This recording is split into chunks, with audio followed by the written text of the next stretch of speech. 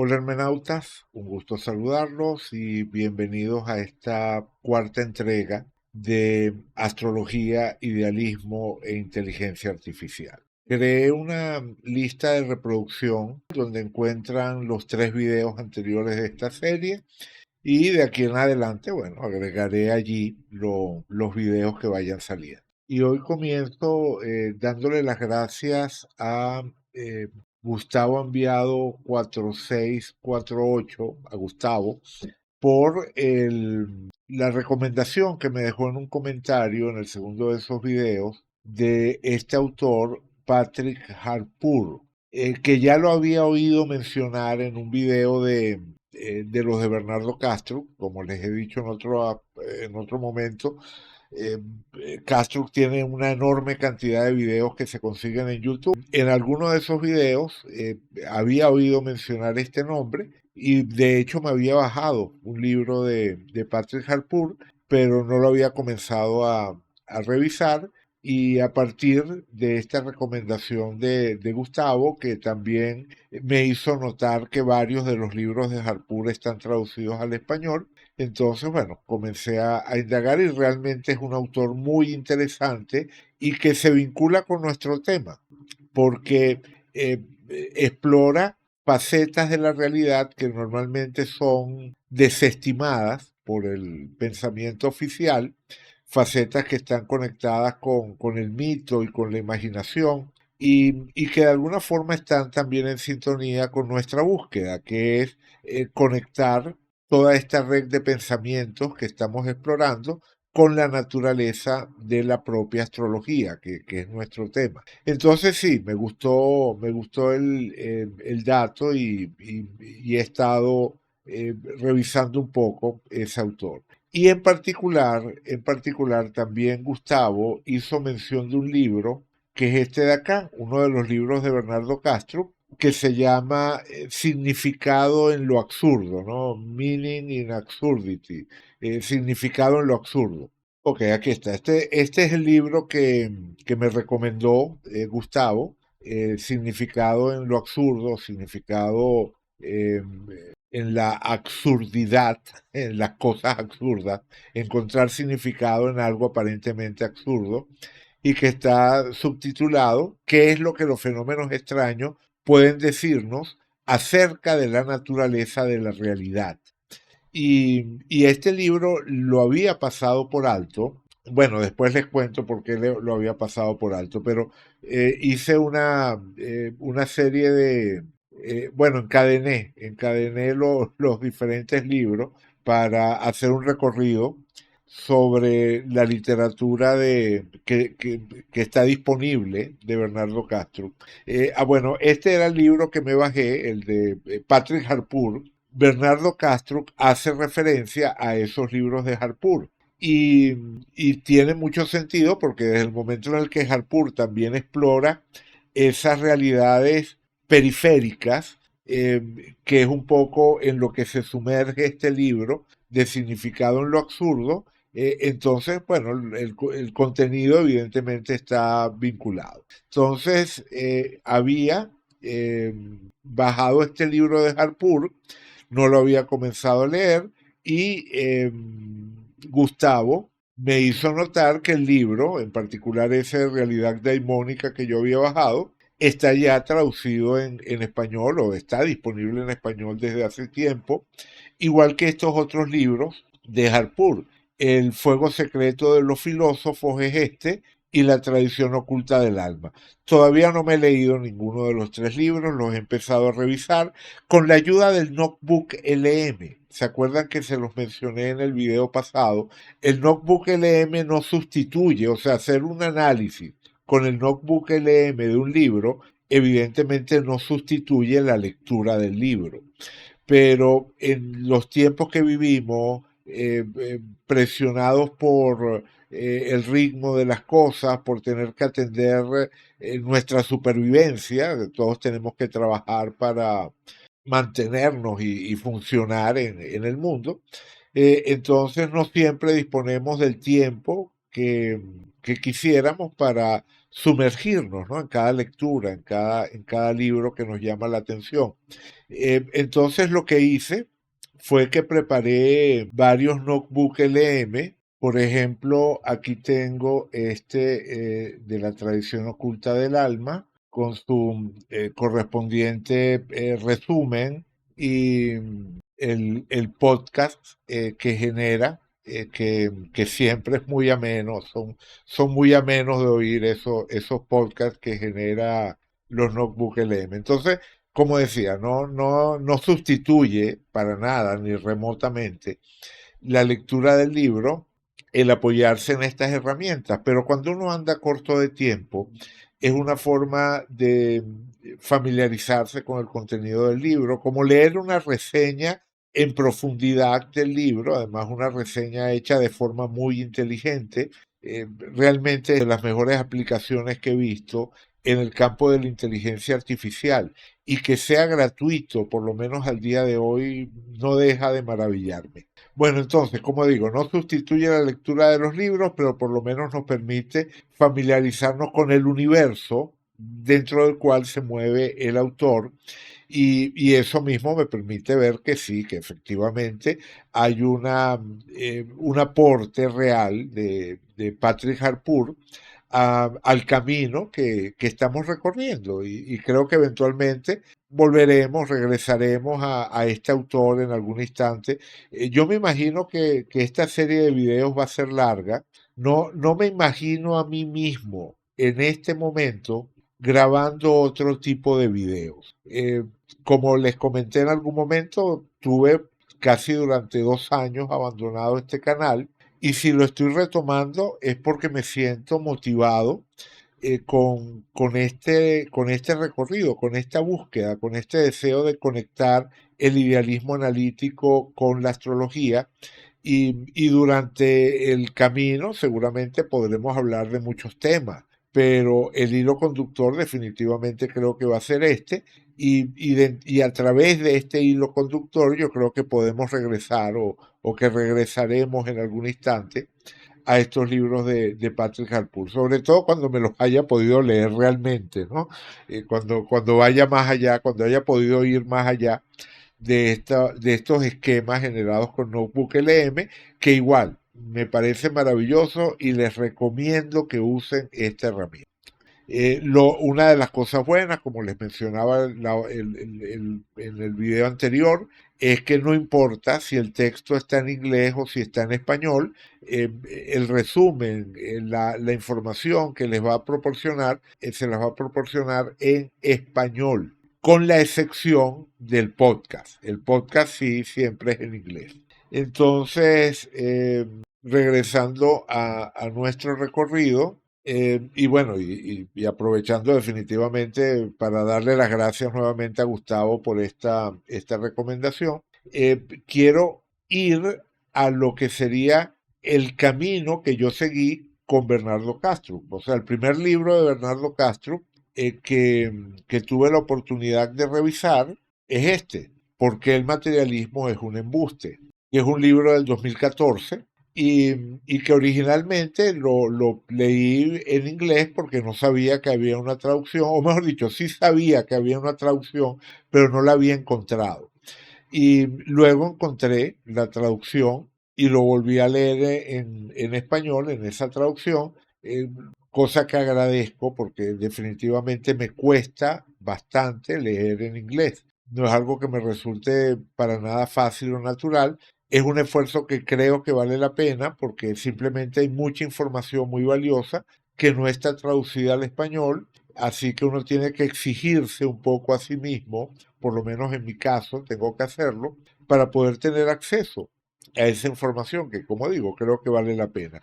Todo esto, por supuesto, es anterior al Notebook LM. Si hubiese tenido Notebook LM en ese momento, por supuesto que lo habría usado como punto de apoyo para sumergirme en esta lectura.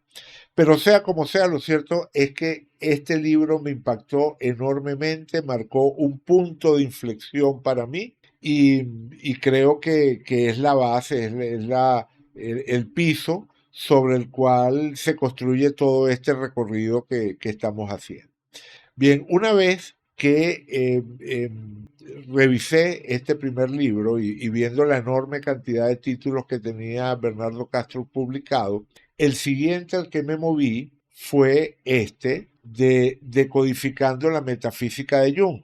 Para los astrólogos, Jung es un personaje especialmente significativo, es un gran pensador, un gran psicólogo y podríamos decir que también un gran filósofo que se tomó la astrología en serio, que reflexionó sobre la astrología y que además desarrolló todo un sistema de ideas dentro del cual la astrología puede tener un lugar, independientemente de que también hay vacíos dentro de la propuesta junguiana. Recuerdo un libro de Jung llamado El secreto de la flor de oro, y en ese libro, en alguna parte, Jung dice que el inconsciente colectivo es la consecuencia natural de la unidad morfológica del cerebro humano. Entonces, una afirmación de ese estilo pareciera de alguna forma estar reivindicando una posición materialista, es decir, una posición en la cual en la realidad psíquica o psicológica se deriva de, el soporte material del cerebro, ¿no? En este caso. La conciencia surge de la materia en lugar de darle a la conciencia una característica ontológica propia. Y luego, en algún momento, leyendo las cartas de Jung y Pauli, o sea, Pauli, un famoso físico con el cual Jung tuvo mucha correspondencia, eh, y reflexionaron sobre la naturaleza de la realidad y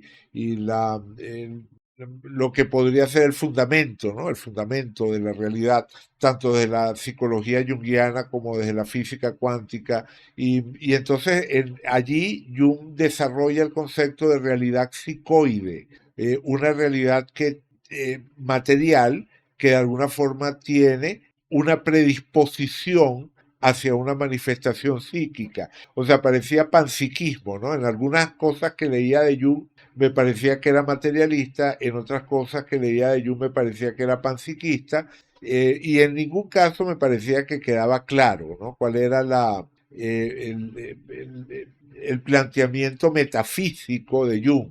Pero en este libro de Decodificando la metafísica junguiana, Bernardo Castro hace una argumentación, yo diría que bastante sólida, de que la metafísica que subyace al pensamiento junguiano es el idealismo, es una metafísica idealista, que Jung era idealista, metafísicamente hablando, filosóficamente hablando, y que quizás no articuló ese idealismo precisamente por lo que decía antes, porque él desarrollaba su actividad contra el telón de fondo de una comunidad científica fuertemente enraizada en la visión materialista.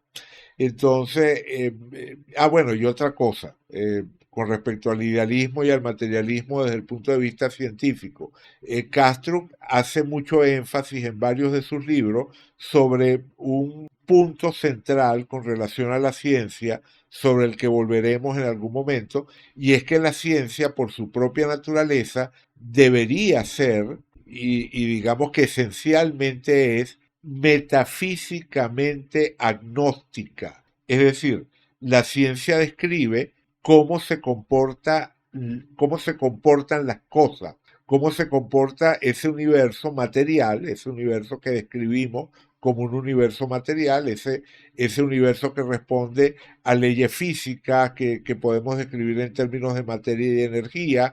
Bueno, la ciencia nos describe cómo se comporta y deriva leyes a partir de ese estudio del comportamiento del mundo que nos rodea, del mundo tangible que nos rodea. Pero eso es muy distinto a afirmar algo definitivo sobre la naturaleza última de ese mundo físico, que es lo que corresponde a la metafísica. La metafísica nos habla de lo que sería la naturaleza última de las cosas, la realidad real, por decirlo de alguna forma. ¿Cuál es la esencia o cuál es el fundamento de la realidad? Y la ciencia, tal como la conocemos, y las leyes físicas, tal como las conocemos, son igualmente válidas contra el telón de fondo de una metafísica materialista que contra el telón de fondo de una metafísica idealista. Es decir, la ciencia como tal, metodológicamente hablando, no tiene por qué afirmar nada ni creer nada sobre la naturaleza última de las cosas.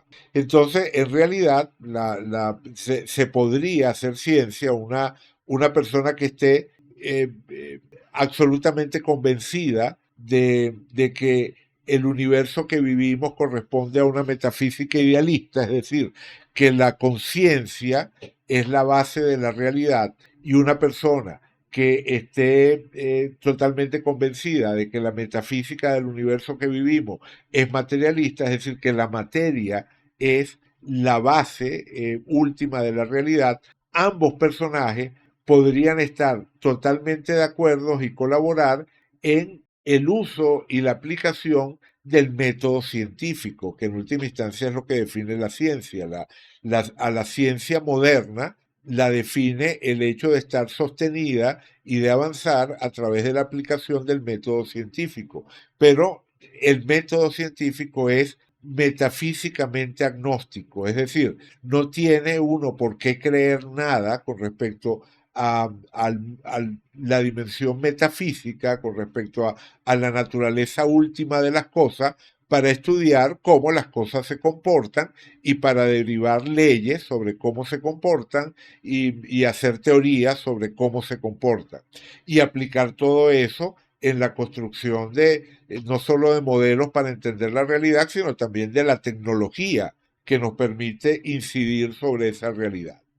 Puede parecer contradictorio que esté hablando de realidad y de mundo tangible y de mundo físico cuando el espacio que estamos recorriendo y la búsqueda que estamos teniendo es sobre el tema del idealismo, pero ese es un grave error al acercarse al idealismo y que yo lo tenía y Castro precisamente en ese libro de por qué el materialismo es un embuste y una y otra y repitiéndolo una y otra vez a lo largo de sus libros, Castro lo aclara muy bien. Y es que la propuesta del idealismo analítico es totalmente compatible con la existencia de un mundo objetivo externo a nosotros que todos compartimos y que se comporta de acuerdo a ciertas leyes físicas, a ciertas regularidades que pueden ser estudiadas. Es decir, el idealismo no está negando, y porque además sería absurdo, no está negando esa realidad común en la que todos nosotros nos movemos. El idealismo lo que está es afirmando que el sustrato último sobre el cual se construye esa realidad no es material, sino que posee la misma naturaleza que la conciencia que nosotros experimentamos en primera persona. Me estoy adelantando, todavía no estoy haciendo, no me interesa en este punto de la historia hacer una presentación completa del idealismo de Bernardo Castro, pero ya saben, ¿no? El hilo de pensamiento se va por donde se va en cada momento. Ya les he comentado que estos videos los grabo sin guión, así que el riesgo de divagar, ¿verdad? El riesgo de divagar siempre está allí. Vale, bien. En todo caso, regresando al punto, cuando uno relee a Jung a la luz de esa metafísica idealista que Bernardo Castro evidencia en este libro, yo creo que todo cae en su lugar. Todo cae en su lugar. Frases como esa de que el inconsciente colectivo es la consecuencia natural de la unidad morfológica del cerebro humano, se entienden como un guiño al lenguaje materialista que no traiciona para nada ese sustrato profundo de naturaleza idealista que habría en el pensamiento junguiano. Bueno, en fin, lo cierto es que este libro me fascinó, me encantó y además creo que como astrólogos tenemos una deuda con Jung, independientemente de que Jung no esté tan de moda hoy en día en las corrientes emergentes del pensamiento astrológico. Hoy en día diríamos que es mucho más mediático el regreso a las fuentes, ¿no? La astrología tradicional. La astrología tradicional sería el movimiento fuerte, emergente, dentro de la astrología en los últimos años, como contraposición a la astrología moderna de carácter más bien psicológico, fuertemente influida por Jung. Surge esta astrología tradicional basada en el rescate de los textos tradicionales que comenzaron a traducirse en los años 80, textos que estaban en griego y en latín y que se comienzan a traducir al inglés, también a otros idiomas, incluido el español. Hubo trabajos de traducción de textos tradicionales al español, y todos esos textos que ahora están disponibles en idiomas modernos, hacen que se replantee el acercamiento a la astrología, que se tome conciencia de la sobresimplificación que vivió la astrología a lo largo del siglo XX, y de la pérdida de contacto con cantidad de técnicas tradicionales súper valiosas. Yo, por ejemplo, en este momento no me imagino leyendo una carta astral o interpretando una revolución solar sin utilizar una técnica llamada dodecatemorias, que hunde sus raíces en el propio universo babilónico, o sea, en Mesopotamia.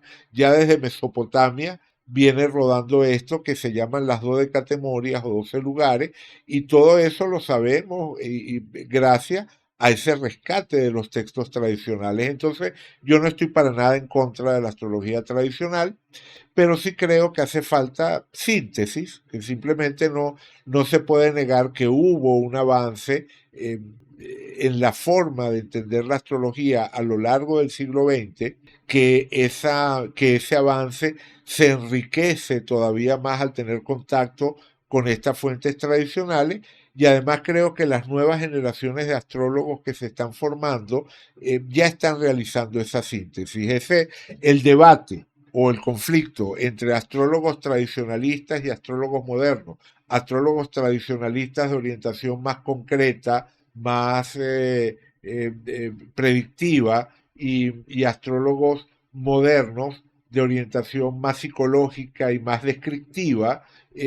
Yo creo que ese debate, ese enfrentamiento, en buena medida ya está obsoleto, ¿no? Ya he visto cantidad de ejemplos de astrólogos eh, eh, jóvenes que buscan realizar una síntesis entre esos dos enfoques. En fin, lo cierto, regresando a nuestro hilo, y disculpen otra vez que me ponga a divagar, este libro fue una revelación para mí. Después de Codificando la metafísica de Jung, pasé a este otro, La idea del mundo, que es una versión de la tesis de Bernardo Castro, que este es un libro publicado en el 2019, pero su contenido es prácticamente la tesis con la que Bernardo Castro se doctora en filosofía. Esta es la tesis doctoral de Bernardo Castro en filosofía, es esta, que también se consigue, y que él defendió, aquí está inclusive hasta la hora en la que defendió la tesis. Aquí está, 29 de abril de 2019 a las 2:30 de la tarde. Así que podemos hasta levantar la carta astral del momento en el que Bernardo Castro defiende su tesis, que además hay un video. En YouTube está el video de la defensa de la tesis de Bernardo Castro. Bueno, con esta tesis, como digo, él se doctora, es decir, se gradúa de doctor en filosofía, y luego a partir de allí se publica este libro de La idea del mundo. Pero si leemos aquí, vemos que el copyright del texto es del 2016. Así que este es un texto sobre el cual él venía trabajando por lo menos desde el 2016, y claro, es natural, ¿no? Si él lo presenta como tesis en el 2019, es natural pensar que ya en el 2016, en la época en la que publica más que una alegoría, que es otro de los libros de Castro que no me he leído, o sea, otro de los libros que tengo pendiente de Castro para leerme es este del 2016 de Más que una alegoría. Bien, pero lo cierto es que este libro, de la idea del mundo, que como digo es su tesis doctoral, es una presentación muy clara, muy sistemática, un poco técnica, porque recuerden, es una tesis de doctorado, así que evidentemente es técnica, tiene muchas citas, pero yo creo que se entiende bastante bien. Uno pone un poquito de esfuerzo y se entiende, y lo interesante es la claridad, la forma en la que las ideas están organizadas, estructuradas. Para mí este es el libro central al día de hoy sobre el idealismo analítico. Es decir, ¿por qué el materialismo es un embuste? Es una presentación para todo público, más o menos, para todo público interesado. Este es un poco más denso, es un poquito más exigente, pero es una presentación mucho más sólida y estructurada, podríamos decir de esa forma. Bueno, por lo menos estructurada. O sea, lo de la solidez depende un poco de por dónde uno se conecta con cada cosa.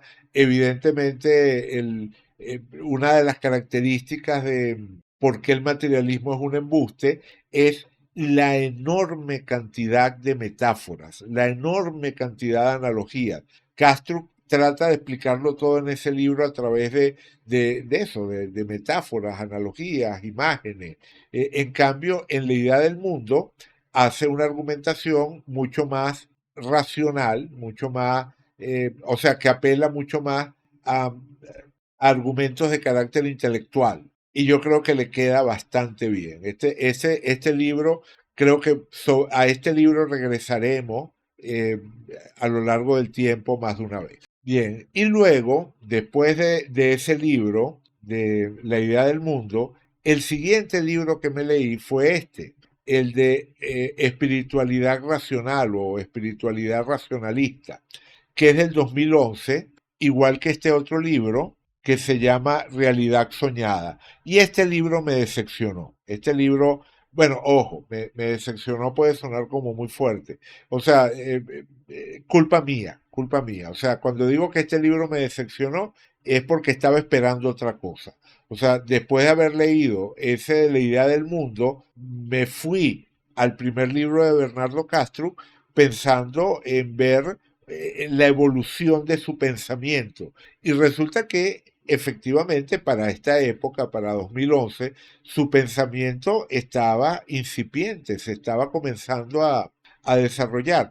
Hay algo que Bernardo Castro comparte en varios puntos de los videos que tiene en YouTube, y es que él tuvo una crisis muy fuerte a los 34 años a raíz de un potencial diagnóstico negativo de su esposa. O sea, en ese momento había el peligro, no, o sea, aparentemente no llegó a hacer nada grave, pero durante un tiempo, durante algunas semanas, Castro estuvo en vilo y estuvo muy angustiado por la posibilidad de que su esposa tuviese cáncer. Entonces, en ese momento, en un instante en el que él había logrado todas sus metas de juventud, él describe esto en algunos de los videos. Él dice que cuando él tenía 14 años, esta es la carta natal de Castro, no tenemos hora de nacimiento,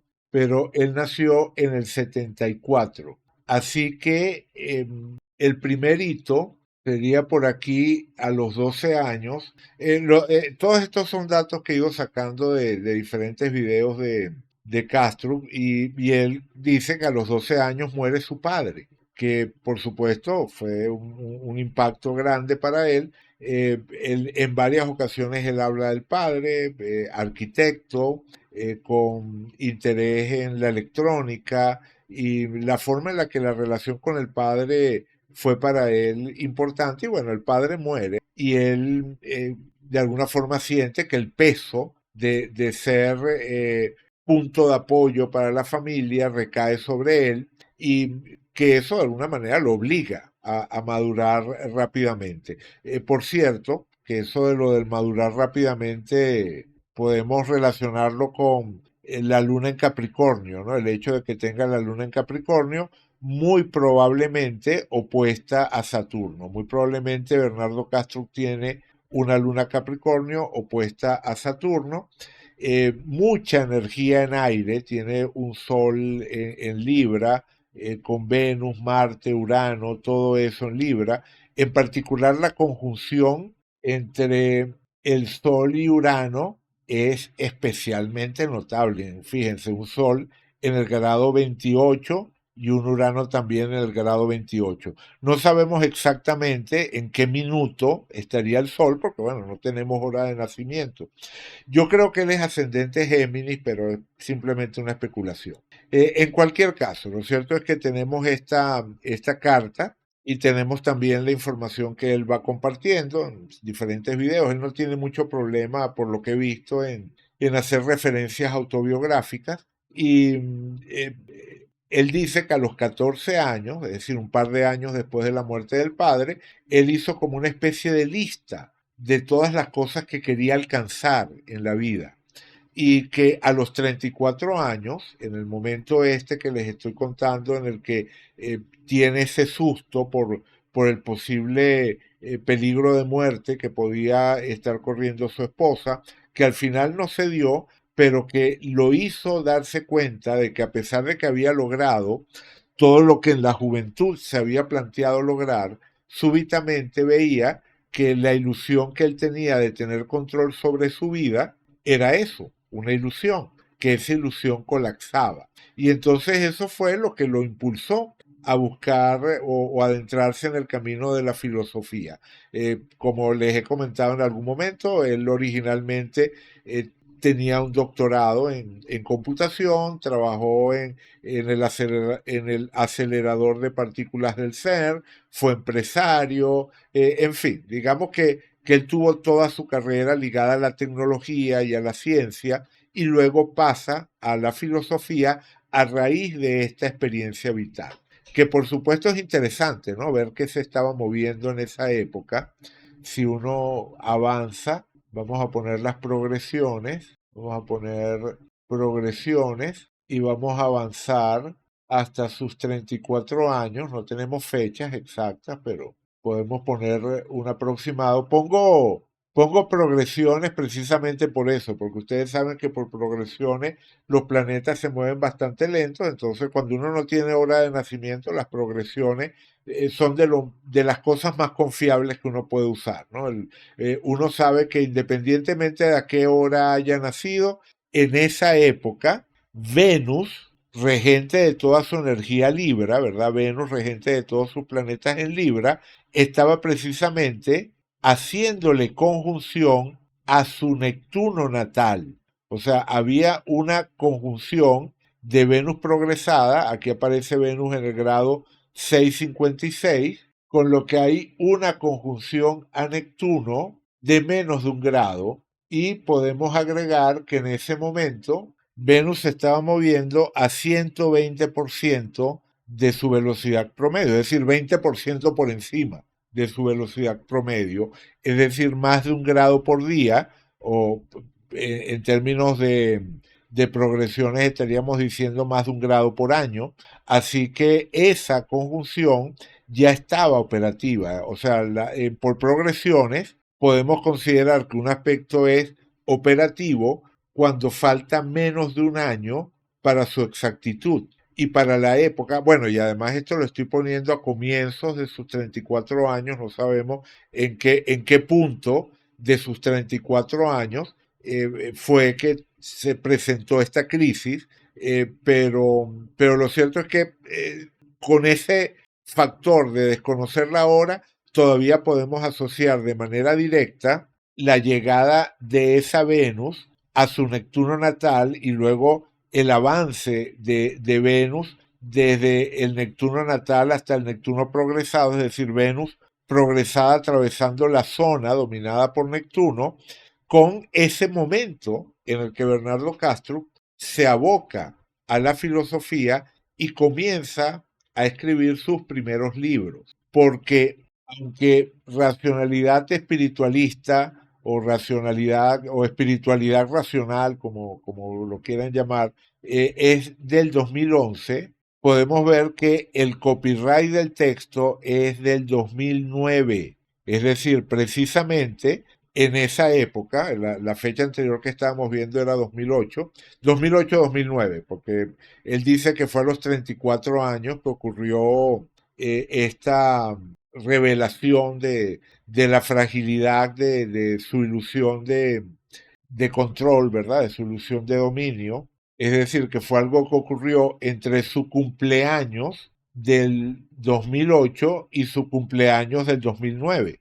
Así que fue allí, en ese momento, bajo o contra el telón de fondo de esa Venus en conjunción a Neptuno y al mismo tiempo de esta angustia, de esta preocupación por la salud de su esposa, a la que él describe como el amor de su vida, a pesar de que luego se separaron y que hoy en día él tiene otra pareja. Él sigue, por lo que él cuenta, manteniendo una relación con esta primera esposa que él describe como que en ese momento para él era el amor de su vida. Entonces, por supuesto que ahí estamos notando temas venusinos y neptunianos, ¿verdad? Esa frase del amor de mi vida suena mucho al contacto de Venus y Neptuno, porque sabemos que Venus es el amor, lo que nos gusta, el tipo de mujer que le atrae a un hombre, y Neptuno tiene que ver con nuestra conexión con lo trascendente, lo espiritual, eh, nuestra puerta hacia lo luminoso. Entonces el contacto de Venus y Neptuno resuena con esa descripción que él hace, y no tiene nada de raro que en ese momento el foco de atención estuviese alrededor de esa vivencia particular que él nos comparte. Pero al mismo tiempo, Neptuno tiene que ver con lo espiritual, como decía, y Venus es regente de todos sus planetas en Libra. Él tiene, como dije, una gran concentración de planetas en Libra, así que las progresiones de Venus, que es regente de todos esos planetas, lo van a afectar de una manera integral. Entonces, en el momento en el que ese planeta que rige toda su energía Libra llega a Neptuno, es el momento en el que él cuestiona el control que podía tener sobre la realidad. Recordemos que Neptuno desdibuja las cosas, pone en entredicho las estructuras. Entonces, él vive esa experiencia y como resultado empieza a desarrollar toda esta labor intelectual, comienza sus estudios en filosofía y entonces, bueno, comienza la génesis de la obra de Castro tal como la conocemos. Entonces,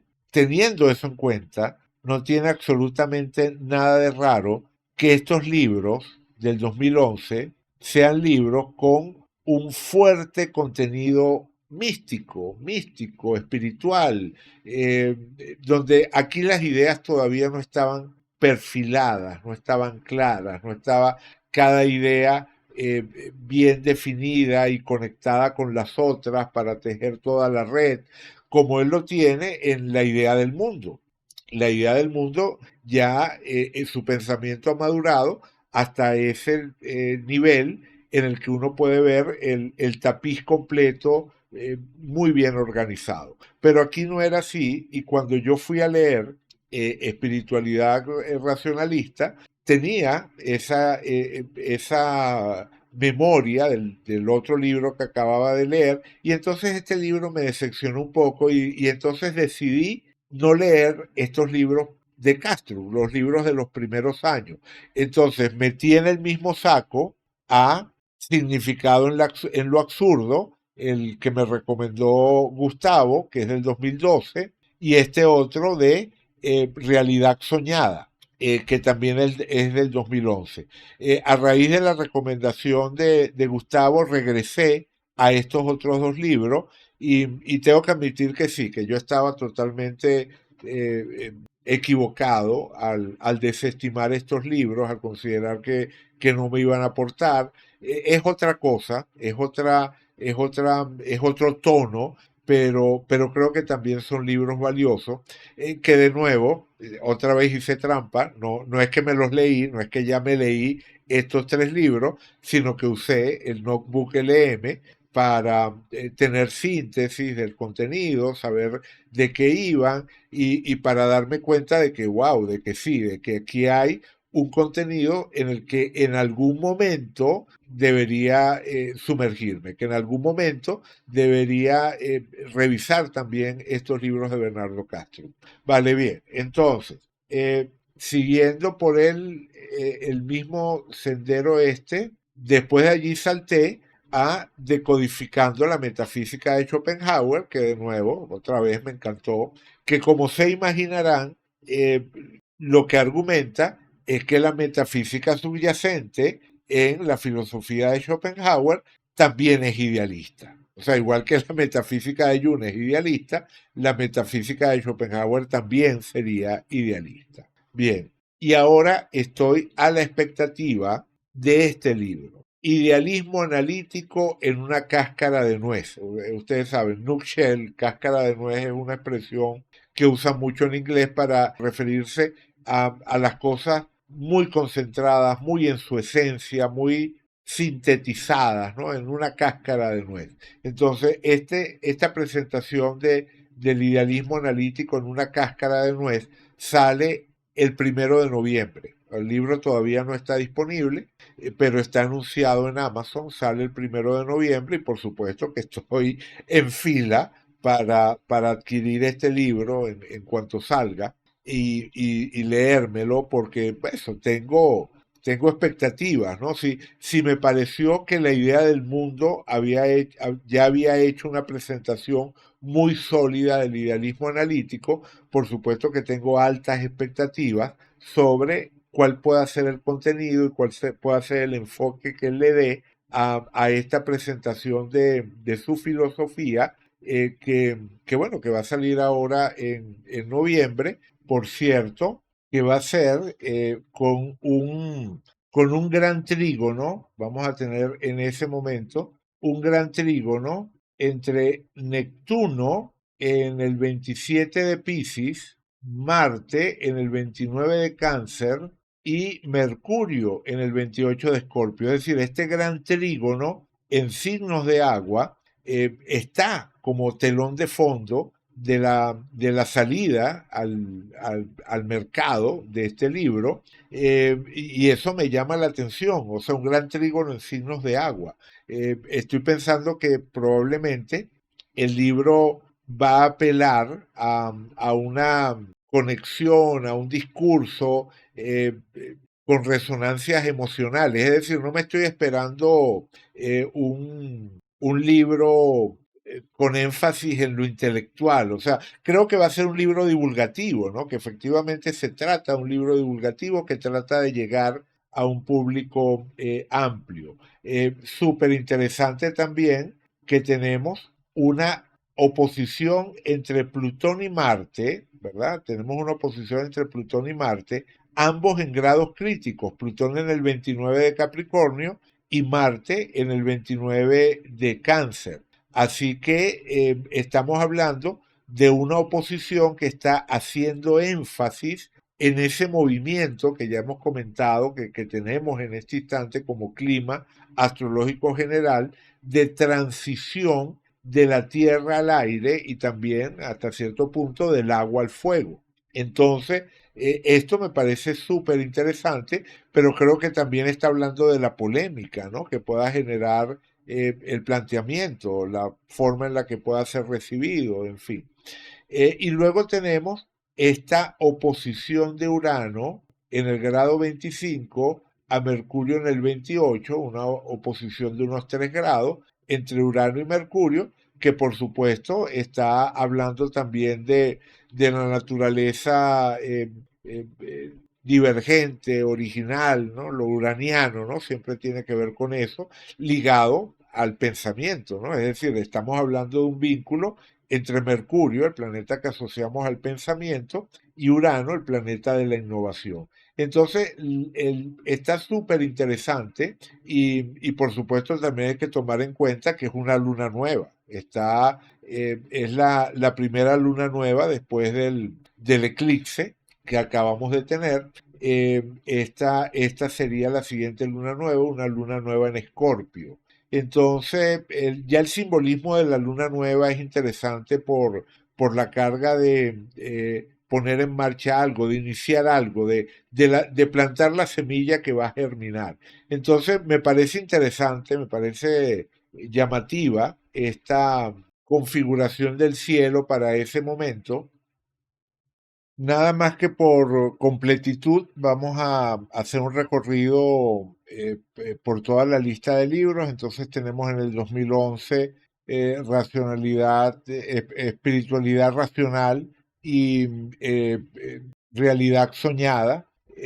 Luego en el 2012 significado en lo absurdo. En el 2014 por qué el materialismo es un embuste. En el 2015 pequeños vistazos más allá, otro que no me he leído, eh, más que una alegoría en el 2016, luego en el 2019 la idea del mundo, 2020 la metafísica de Schopenhauer, 2021 decodificando la metafísica de Jung y este otro que se llama Ideando la ciencia, que en español lo tradujeron como Pensar la ciencia. Este es otro de los libros de él que está traducido, pero no, ni lo he leído en inglés, ni he tenido acceso a la traducción. Y ya, ahora sí, 2024, este que todavía no ha salido, el de Idealismo en una cáscara de nuez. Bien.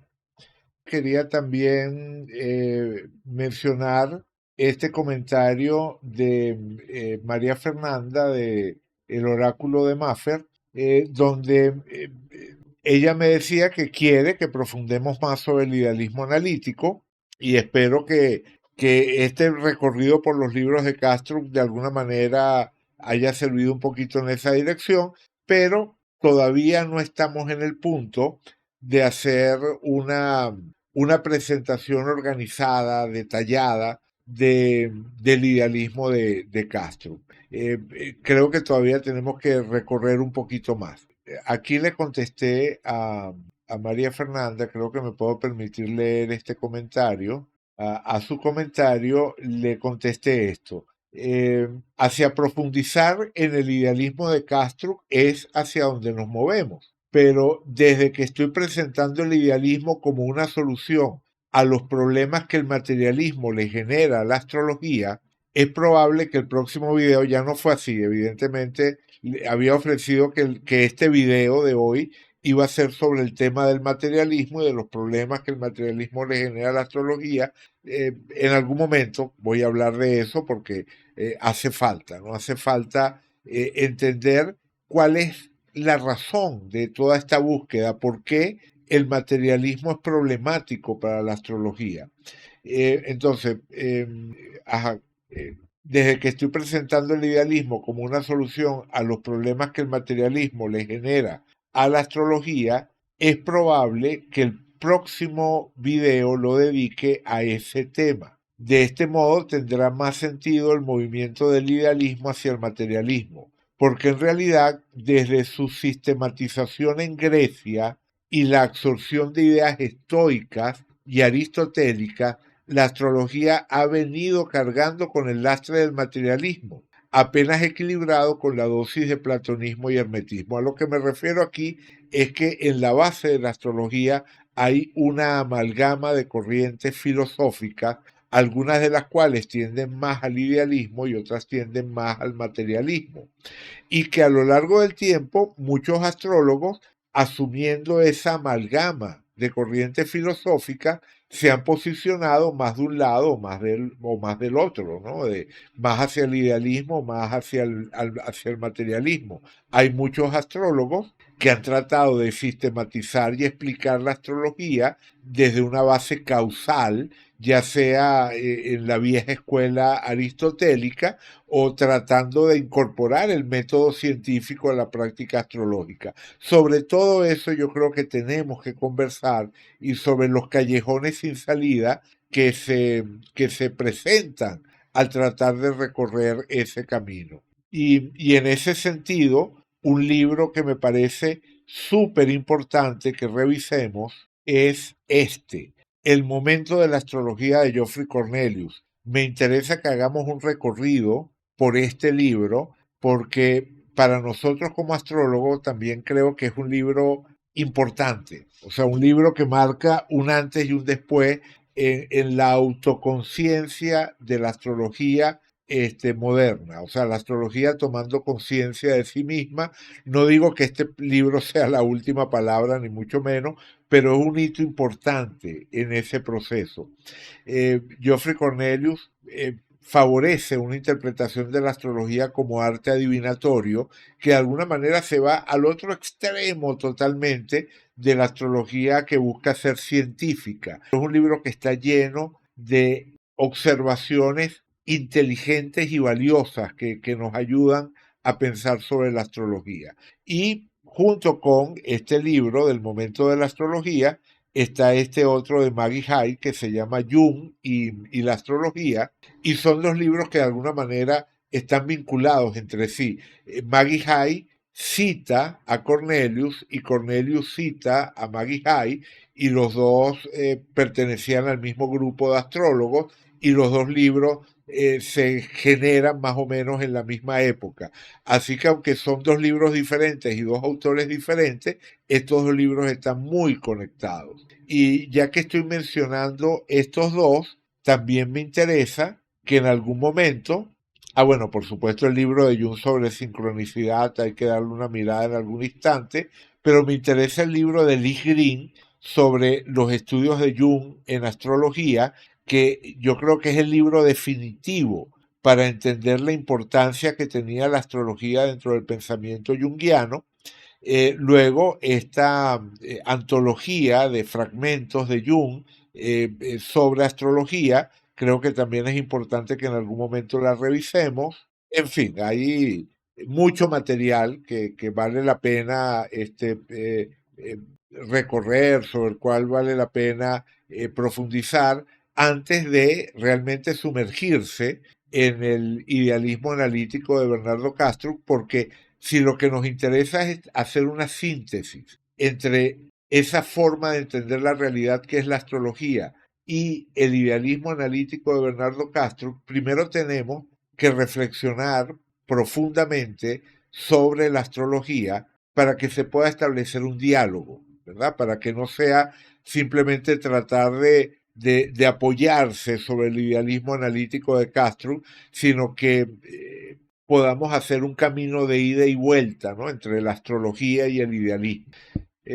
A ver, déjenme terminar de leer esto. Ajá, la astrología ha venido cargando con el lastre del materialismo, apenas equilibrado por las dosis de platonismo y hermetismo, que también formaban parte de la amalgama de conceptos que la definen. Por supuesto, es a raíz del siglo o a partir del siglo XVII y el advenimiento de la modernidad que este malestar materialista comenzó a hacerse más y más visible. ¿Por qué? Porque hasta el siglo XVII toda esa amalgama filosófica que le daba base a la astrología era parte de la visión oficial del mundo. Pero cuando el mundo comienza a cambiar su paradigma predominante, la astrología queda huérfana, se queda en el pasado, se queda intelectualmente perdida y por supuesto que eso va a ir trayendo consecuencias. Es decir, para un astrólogo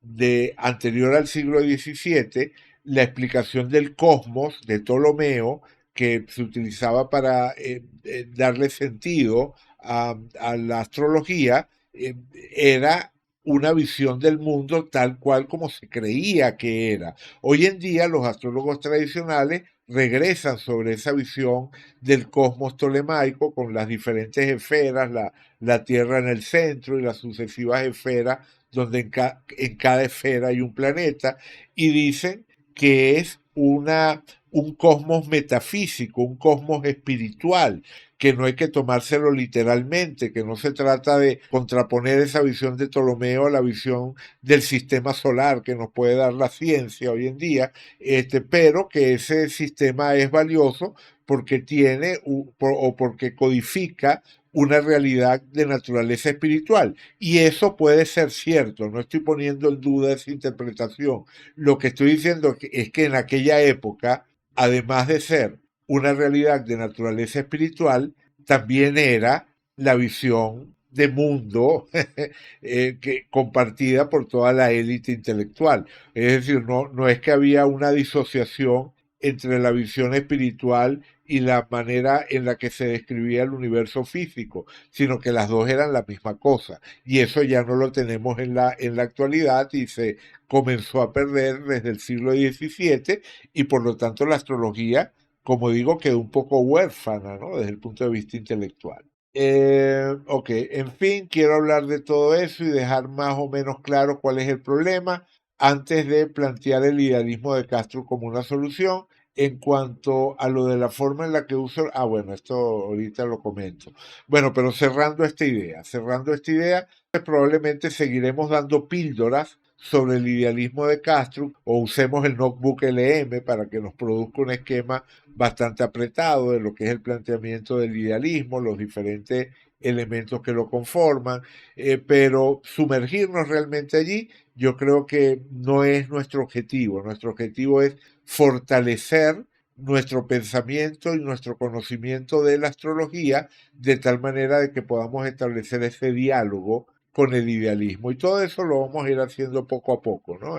Como digo, yo creo que este camino va a ser largo. Yo me imagino que será más o menos como de aquí a un año que por fin podamos poner como todas las piezas en su lugar, ¿no? Algo así, tanto desde el punto de vista astrológico como desde el punto de vista del idealismo. Y al mismo tiempo está nuestro otro tema, ¿no? El tema de la inteligencia artificial, que es un tema también en sí mismo, o sea, es un tema que además se solapa con el tema del idealismo de muchas maneras. Entonces, bueno, tenemos material para largo, ¿no? Y me decía también entonces María Fernanda que le interesa que les hable de cómo utilizo el Obsidian. Bueno, ya lo vieron, todo esto, todos estos esquemas, estos diferentes gráficos que he estado utilizando, todos son en Obsidian y esto es nada más que una de las tantas cosas que uno puede hacer a través de Obsidian. Yo a través de Obsidian también integro las herramientas de inteligencia artificial, en fin, ¿no? Digamos que sí, que el Obsidian es la herramienta que utilizo normalmente para organizar las ideas, para tratar de organizar las ideas y en algún momento probablemente dedique algún video al Obsidian, a la herramienta en sí misma, pero, pero de nuevo, como siempre, ¿no? Poco a poco. En todo caso, simplemente quiero dejar constancia de que tomo en cuenta esa inquietud que planteaba María Fernanda. Y ahora sí, lo dejo hasta aquí por hoy porque creo que este video quedó un poco largo, pero bueno, ¿qué se le hace, no? Como digo, las ideas van saliendo. Y entonces será hasta el próximo fin de semana. Gracias por acompañarme, gracias por haber llegado hasta este punto. Si pueden dejarle un me gusta al video, se los agradezco mucho. Si no se han suscrito al canal, también les pediría que se suscriban. Y será entonces hasta el próximo fin de semana cuando vuelva a retomar este tema de la astrología, el idealismo y la inteligencia artificial. Hasta entonces.